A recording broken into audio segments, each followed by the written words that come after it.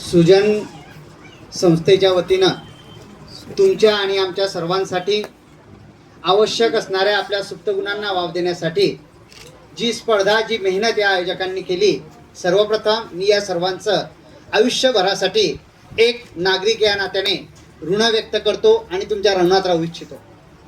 मित्रांनो, येणाऱ्या प्रत्येक काळामध्ये आपल्याला वेगवेगळ्या समस्यांना तोंड द्यायचं आहे, परंतु हा परिसर निहाळत असताना आपण ज्या परिसरामध्ये बसलेलो आहोत, हा परिसर एका मोठ्या व्याघ्र प्रकल्पाच्या नावाने प्रसिद्ध आहे.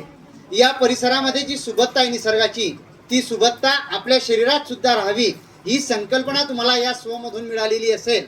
म्हणून सर्वप्रथम मी सर्वांना असं सांगू इच्छितो की प्लॅस्टिकचा जो महाकाय असा डायनासोर आपल्या समोर उभा आहे, या डायनासोरापासून आपल्याला जर वाचायचं असेल, आपल्याला जर प्लॅस्टिक मुक्त भूमी करायची असेल, तर त्यासाठी फक्त मी बोलून चालणार नाही, आई बोलून चालणार नाही, वडील बोलून चालणार नाही. ह्या विचारमंचावर बसून असलेले आणि माझ्या आजूबाजूला माझ्यापेक्षा सिनियर असणारे माझे सवंगडी या ठिकाणी आहेत, यांनी फक्त बोलून आणि आम्ही 2 ते 4 लोकांनी करून एखादी कृती करून लोकांमध्ये जनजागृती करून हा परिणाम सकारात्मक दृष्टिकोनात बदलेल, यासाठी जर आपल्याला प्रयत्न करायचा असेल तर या ठिकाणी बसलेला माझा जो प्रत्येक सृजल बांधव आहे, या प्रत्येक बांधवाने आपल्या स्वतःचं कर्तव्य समजलं पाहिजे, म्हणून तो या ठिकाणी आला.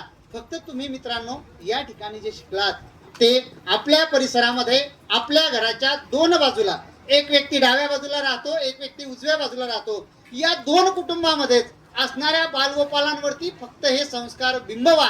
जर त्या 2 कुटुंबावरती तुम्ही हे संस्कार बिंबवू शकलात आणि एक तुमचं स्वतःचं कुटुंब, अशी ही 3 लोक होतील. 3 लोकांची पुढे ही शृंखला झाल्याच्या नंतर प्रत्येक गावामध्ये हा विचार रुजवायला आपल्याला वेळ लागणार नाही आणि लवकरात लवकर प्लॅस्टिक मुक्त, पर्यावरण पूर्ण समृद्ध असं जीवन आणि मोबाईल मुक्त जो खेळ आहे ते खेळ मुलांनी खेळले पाहिजे. यासाठी आपण सृजनच्या माध्यमातून इथं आलात, याचे प्रयत्न करावे.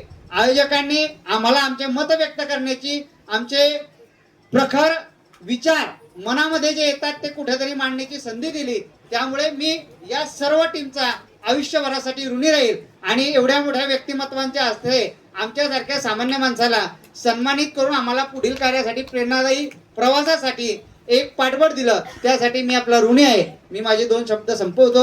चुकला असेल तर आपली क्षमा घेतो. महाराष्ट्राला वैभव दिलं शिंदखेडच्या त्या कन्येनं, पुत्र दिला या महाराष्ट्राला शिवबाच्या त्या रूपानं. अरे गुरु होऊन शिकवण दिली शत्रूशी ती लढण्याची, स्वराज्याची दिशा दावली शिवबाच्या नजरेला. जिजाई आमचे माता, जिजाई आमची दैवत. पर्यावरणासाठी असणाऱ्या सगळ्या प्रकारच्या घातक प्रवृत्तीला आपण दूर करण्यासाठी प्रयत्न करूया, अशी मी आपणास विनंती करतो.